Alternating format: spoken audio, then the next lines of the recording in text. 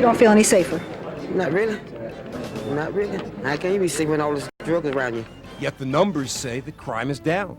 Do the statistics tell the story? Are we safer now than we were before? And how to explain a trend that challenges common wisdom on crime? Are we doing something right or just lucking out? The questions raised by those new improved crime stats on the docket for this edition of Due Process. Major funding for Due Process is made possible by the New Jersey State Bar Foundation, committed to educating the public about the law. Additional funding is provided by Lawyer's Diary and Manual, publishers of print and electronic information for and about the legal community, including the Legislative Manual.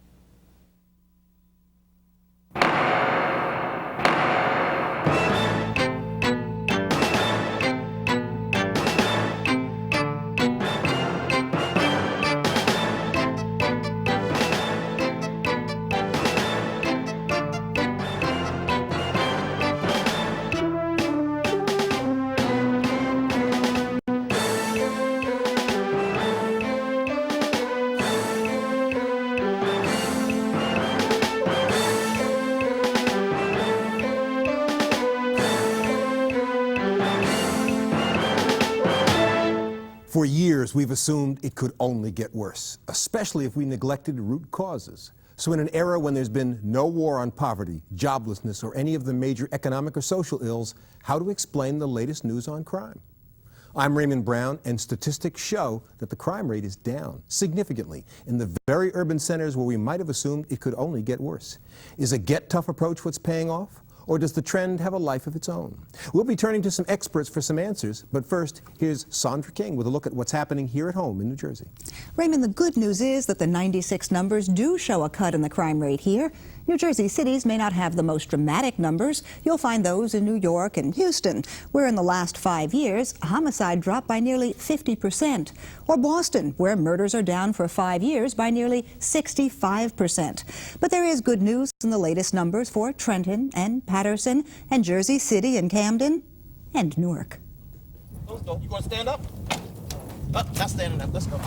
There is still plenty of work for police. Crime is still a fact of the urban scene. Stand up.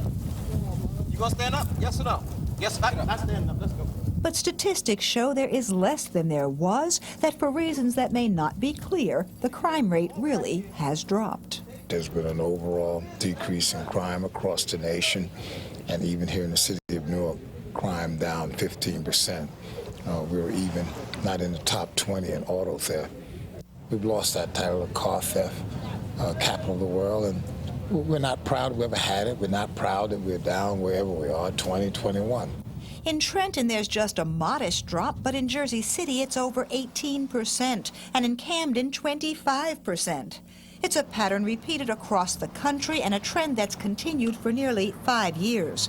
Though the final figures are not yet in, the experts say when they've been compiled, the murder rate may prove to be at its lowest level in 30 years. Robberies are down by 23%, burglaries are down by 18.5%. Auto theft, I talked about in a meeting, is down by 15% and 47% reduction over what we had in 1989. So there's been a change in crime.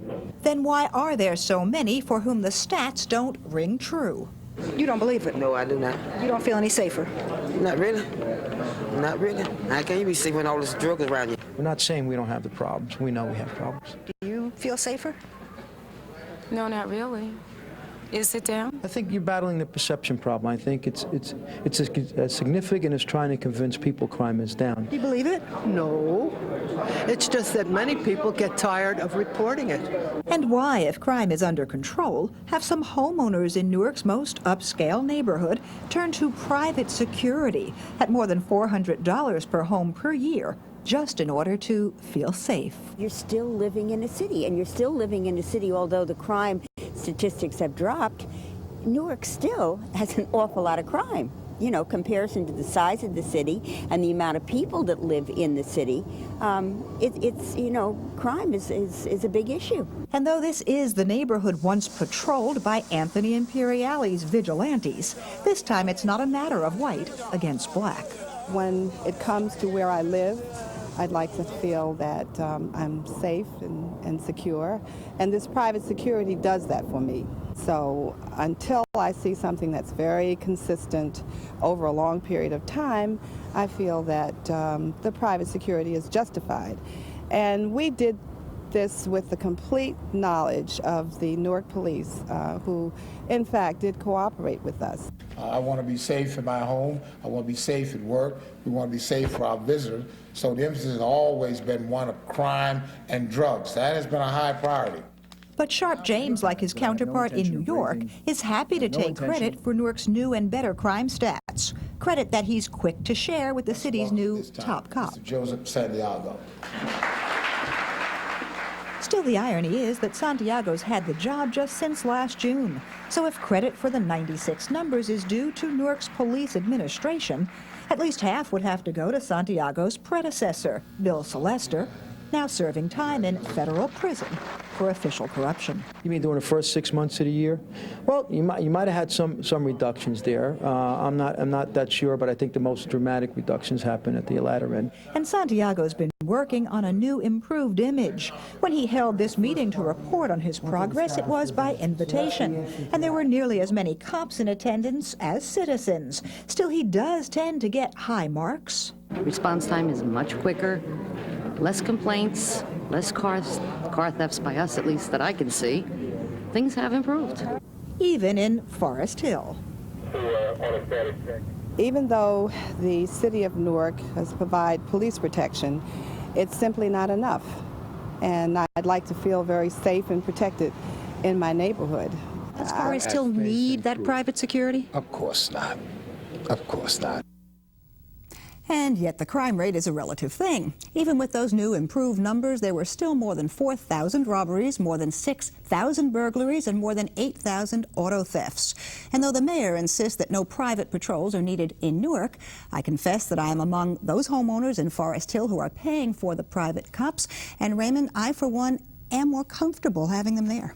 And Sandy, when we come back, we'll ask a former director of the Newark Police and a Rutgers professor of criminal justice for their take on the cut in crime. So stay with us.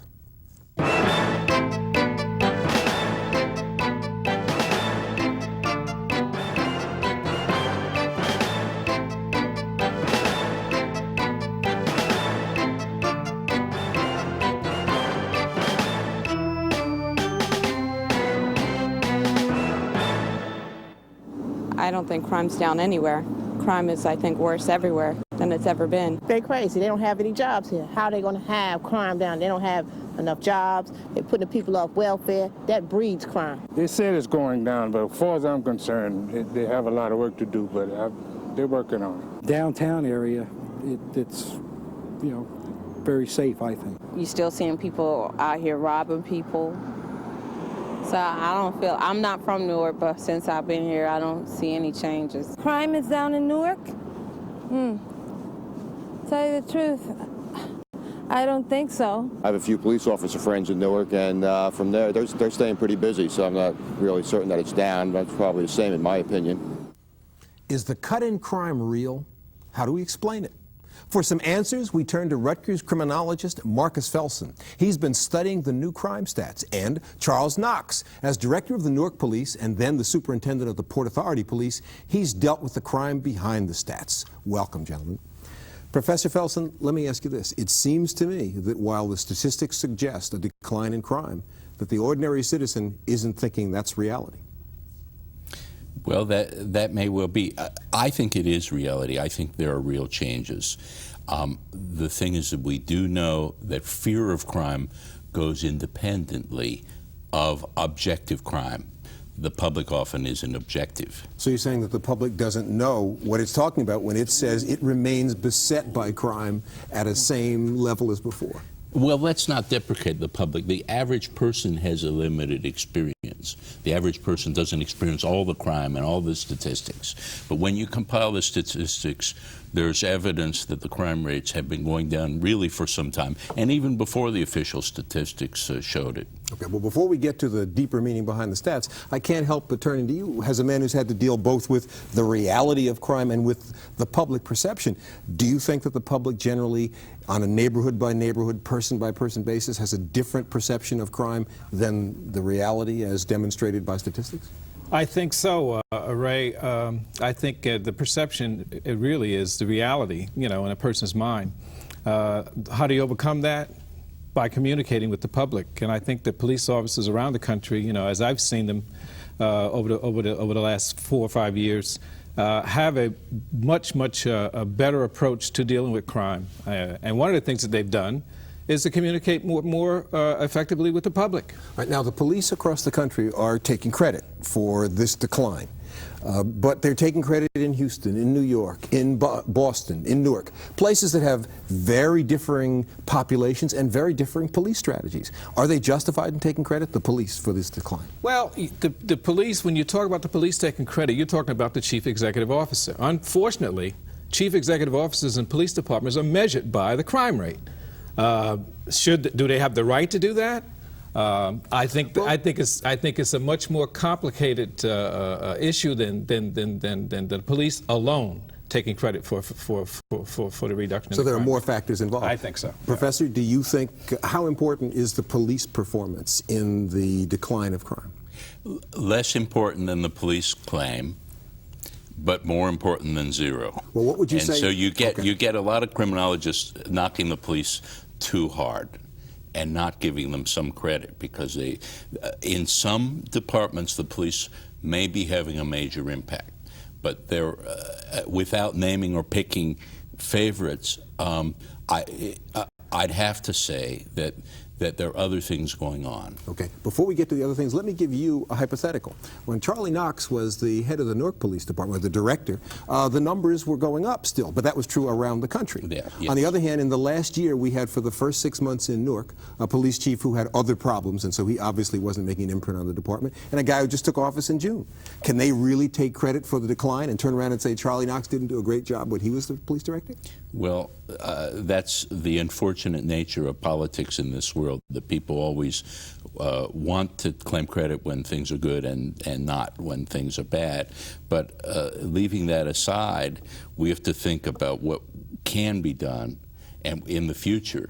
And we need to think, rather than blame and credit, we need to think about what the positive alternatives are. Okay. And we have some. Well, let's get past blame and credit. What do you think are the critical factors that have led to this current decline? Well, there are some. First of all, the honest answer is we won't know at least till the year 2001, and the reason is that's when the census will, the year 2000 census will begin. So what we're doing now is kind of guess. Now there's guesswork. Okay. There are some. We can do some intelligent guesswork in the sense that it's not completely based on vacuous guessing, but there are things. Let's start with the most perverse thing that's happened. The drug generation, not that there's any one drug generation, but the generation hit the hardest, and the group of people hit the hardest. You're talking about crack specifically, or primarily? Crack, but it may be other drugs, okay. Other serious drugs, have gotten so sick and even died, and have also aged. We're talking about what age group now? How old are these people now, the ones you're talking about? They may be in their 30s okay. By now, and they may be older or younger. So between HIV and other kinds of problems, not to mention tuberculosis and other problems of being incarcerated? Some of those people who've played a role, an active role, and have done more than their share of crime are, in a very sad way, are out of the way. They may still do crime, but they probably don't. So the attrition rate, we've just lost a lot of people who have been over the past several years engaged in criminal conduct. There's some of that, but I don't think that's by any means a large chunk. I think that's a part of it. What's the biggest chunk? And that may be very significant in some cities. Okay. So it depends on where. The answer for one city may be different than for another. Can you give us the biggest chunk? Well, we've seen some aging out of the teenage group, but that happened some time ago and was already showing. By aging out, you mean when they get beyond 25, their involvement almost generally of human beings in violent crime declines? Declines, as you said. Let me just stop for a minute. You were consulting around the country on police management questions. Yes. Is there a tremendous variation from city to country to rural area to suburbia? I mean, are these phenomena that we seem to be observing of a decline in crime statistics nationwide and uniform, or are there tremendous variation? Well, there are some variations, not tremendous variations, except for the New York and the Houston models. But when you think about a small town like East St. Louis, Illinois, I mean, there's been a 60% reduction in homicide there. And they have one of the worst reputations in the country as it relates to the kind of service delivery that they provide to people there and the incidence of crime. So there are variations, but I believe that the police have made a contribution in that regard, because I think the police are smarter. Smarter than when you were in your day? I think they work smarter. Well, what have they learned that you didn't know? Well, in those days there were turf battles. Okay, between the federal police departments, the local police departments, the state police departments, they work much more closely together today. They recognize that crime is a problem that affects all of the police departments. I think also there's been more of an effort to work with people in the community. You know, when I ran the police department, it was a new approach to policing. They're doing it all over the country now.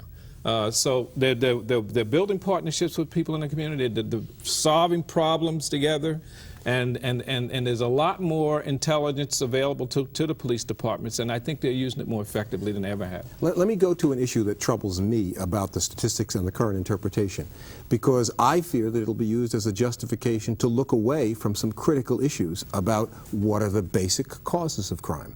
And that if we find that by a few more police or better coordination of police services, we'll ignore the fact that, for example, as even the president's drug czar admits, we don't spend enough money on drug treatment. We don't spend enough money on drug education. We don't deal with profound problems of making the workforce trained effectively to meet the jobs that are available, and that by saying that that a few movements of the buttons on the police end, we can solve these things, that we're going to ignore those profound social issues that we continue to neglect. But I don't think we're saying that. Well, it seems to me, isn't the logical extension of the argument that better coordination of police resources, coupled with an aging population of people who are offenders, means essentially a little more snazzier bureaucratic coordination of police services, and we don't need to do much more to do that. That's not what we're it's saying. At a high level. The crime rates are at too high a level. Even so crime with is still unacceptably high. Oh yes, absolutely. The levels. But where are the proposals that are seriously being debated in legislatures or even generally around the country about doing things that alter the root causes and deal with the root causes? The root cause, you know, I thought I'd stay away from controversy, but I got to answer this. Respond. Okay. That's why you're here. The root cause argument is really quite doubtful, because the root cause is that we are human beings. That's the root cause. And we are tempted by things, and it's easier to do something for free than to pay for it for all human beings. You're saying that, for example, in areas where there are high rates of unemployment and high levels of poverty, that has nothing to do with crime? I that believe there's no it connection, has and that the society... It has a connection, but the connection is very indirect. Now, let me tell you, the assumption that middle-class people don't do crime is wrong. The assumption that only people out of the labor force, youths in all neighborhoods are basically not in the labor force, and yet are capable of doing crime and often do. The other face it problem that we have is that when youths get jobs, their involvement of crime does not clearly go down. There aren't variations between cities and suburbs, for example, in terms of crime? It depends on which offense. Wow. Burglary, there isn't that much variation, and the middle-class areas have a lot of burglary, and guess who does it? Middle-class kids. Well, putting aside the question, Charlie, for years when you were the director of Newark, I heard you at forums debating and talking about root causes. Sure. Have you abandoned that, or do you agree with Professor that there's only the most tenuous of connections between what we call root causes? I disagree. You know, I think that you're going to find that crime, and especially violent crime, is more prevalent in the most deprived neighborhoods. I think that you know, to say that there's no that you shouldn't do any distinction between what occurs in urban areas where people don't have the kind of opportunities that are available to people who live in the suburbs. I just don't think that that's true. Well, let me say that I think we need to increase our opportunities. Well, is it fair to say that public officials who talk about crime, elected officials in particular, tend to deal with it in a rhetorical way that doesn't even get to talking about hard choices about how we spend money that relates to drug treatment, employability, better educational systems? Well, that's a complex question. I can't answer that one. This one I can tell. Well, aren't you letting them off the hook when you say the answers are more simple? No, I think what I am arguing is that yes, there are important social things we need to do, and we should do them. I'm arguing against linking that to crime prevention and promising that if you improve the schools or if you improve the job situation, that crime will go down, because it won't necessarily do so. Now, let me give you an example. A large part of our crime problem is employee theft. Now, if you get more people as employees, you get more employee theft, not less.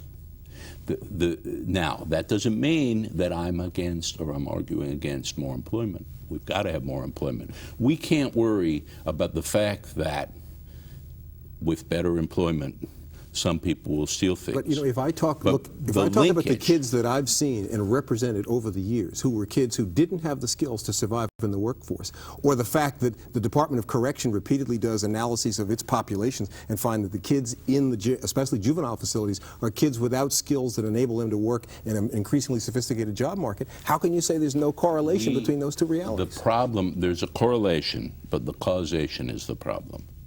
And the problem, when you take the kids who are really, truly at the bottom, and I don't mean simply that they're poor or simply that they're black or simply that their parents are poor. I'm talking about the kids who have trouble holding a job, have trouble doing well in school, and who get in trouble everywhere they turn.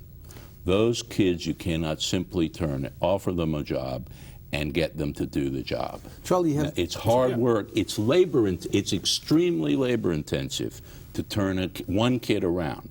We should try it. We should spend some money, but it's very hard to do that by the millions. Charlie? Well, when you talk about jobs and opportunities and loss of these occurring because people have opportunities, I don't think those are the kind of issues that people are concerned about. I think they're concerned about issues that have an impact on them directly, like violent crime. And I'm saying that I believe that if many of the youngsters in those neighborhoods where the violent crime is most prevalent had opportunities to be educated properly, had an opportunity to get a meaningful job, that you wouldn't see the extent of violent crime or the extent of concerns or the kind of perceptions that exist in communities where people really, really want to feel like they're safe. Well, my answer, first, several things you say I really do agree with. I do agree with you very much that people are more worried about the violent than the property.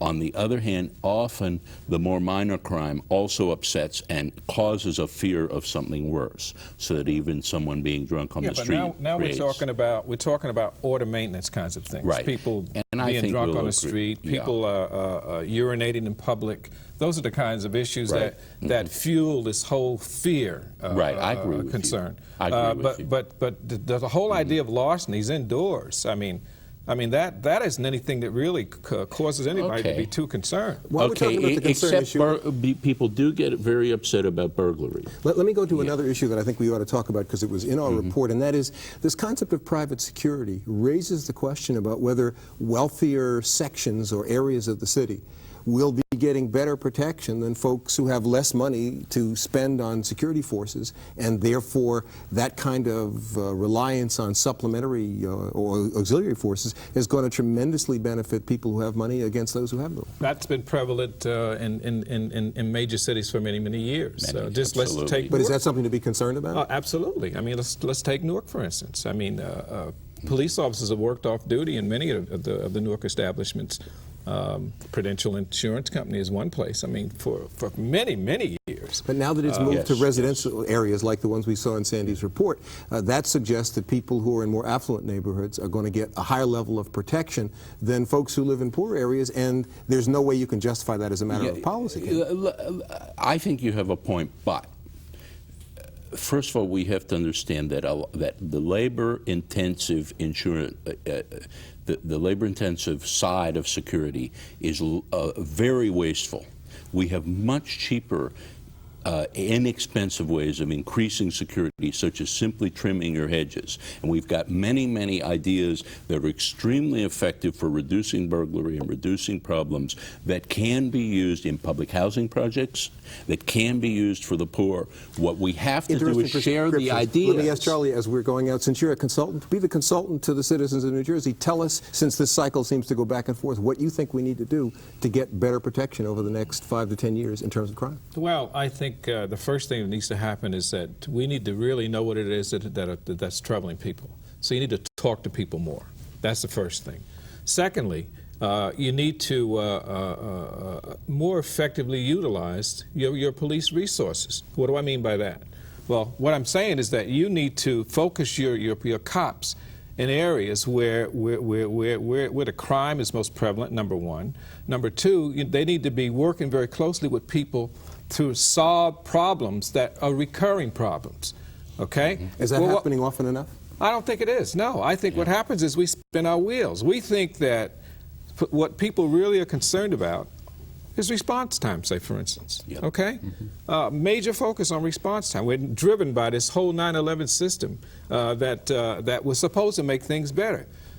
What we've got to do is we've got to focus on recurring problems that maybe we can't solve ourselves, and use all of the institutions that are available to us that have developed expertise in dealing with problems. It's a collaborative effort. We know crime is going to be with us for a while, and I hope both of you will come back so we can continue to focus on how to solve it. Yes. Thank you for both being with us. And that's it for this edition. But you'll want to be here next week when we have a very special program planned. Deborah Poritz, the Chief Justice of the New Jersey Supreme Court, in her first television interview since her swearing in. A Due Process exclusive that you won't want to miss. That's next time on Due Process. Till then, I'm Raymond Brown.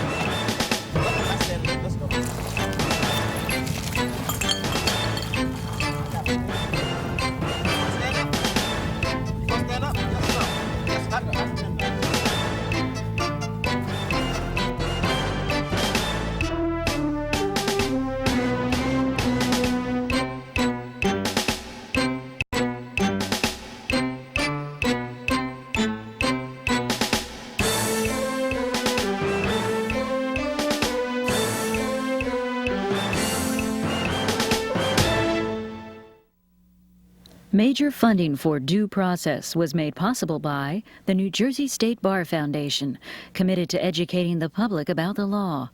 Additional funding was provided by Lawyer's Diary and Manual, publishers of print and electronic information for and about the legal community, including the legislative manual.